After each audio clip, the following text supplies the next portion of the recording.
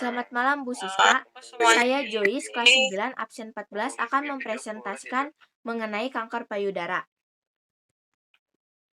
Yuk, Rangga, keluar yuk.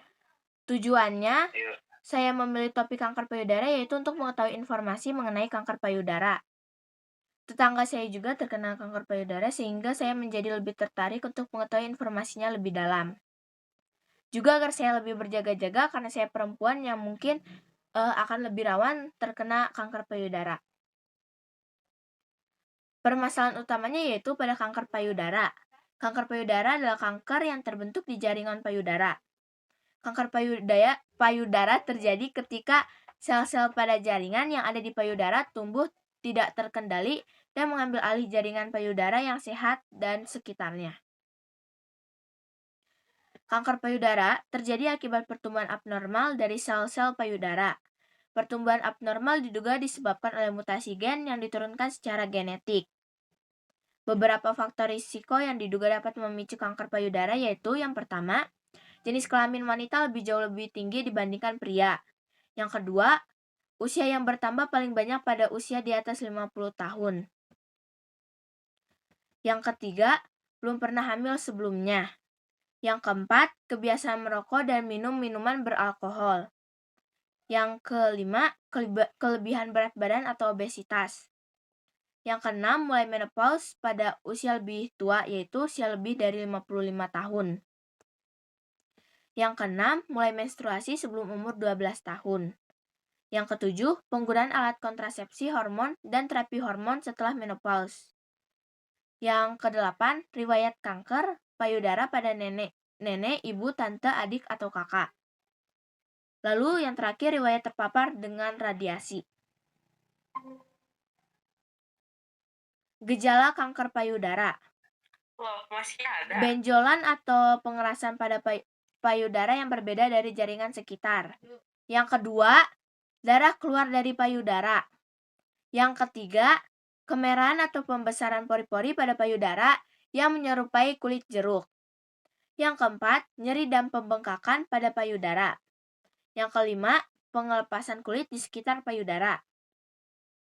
Yang keenam, perubahan pada kulit payudara seperti cekungan. Yang ketujuh, perubahan bentuk, ukuran, atau tampilan dari payudara. Yang kedelapan, puting tertarik masuk ke dalam.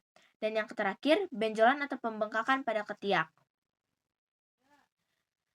Pengobatan kanker payudara yaitu yang pertama ada pembedahan, yang meliputi pengangkatan kanker atau benjolan atau yang disebut lumpektomi, pengangkatan seluruh payudara atau mastektomi, pengangkatan jumlah terbatas dari kelenjar limfe atau sentinel node biopsi, atau pengangkatan beberapa kelenjar limfe atau axillary lymph node dissection.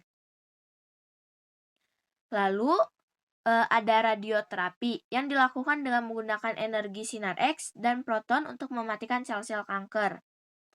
Ada kemoterapi yang dilakukan dengan menggunakan obat-obatan tertentu untuk mematikan sel kanker.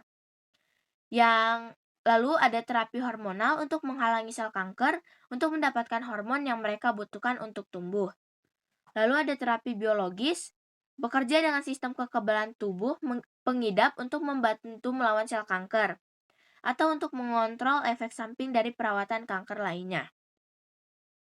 Dan yang terakhir, terapi radiasi menggunakan sinar berenergi tinggi untuk membunuh sel kanker.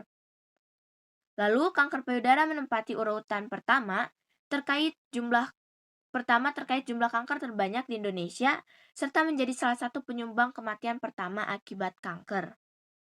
Data Globokan tahun 2020, jumlah kasus baru kanker payudara mencapai 68.858 kasus, atau 16,6% dari total 396.914 kasus baru kanker di Indonesia.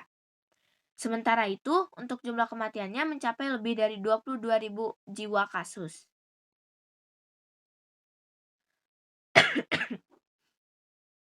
Lalu, cara pencegahannya yaitu pertama, menjaga berat badan tetap ideal. Yang kedua, mengonsumsi makanan sehat. Mengutamakan asupan buah, sayuran, kacang-kacangan termasuk kacang kedelai, minyak sehat, dan antioksidan yang tinggi dapat membantu mengurangi risiko kanker payudara. Yang ketiga, rajin berolahraga. Yang keempat, berhenti merokok. Yang kelima, membatasi minuman beralkohol. Yang keenam, menyusui bayi secara teratur.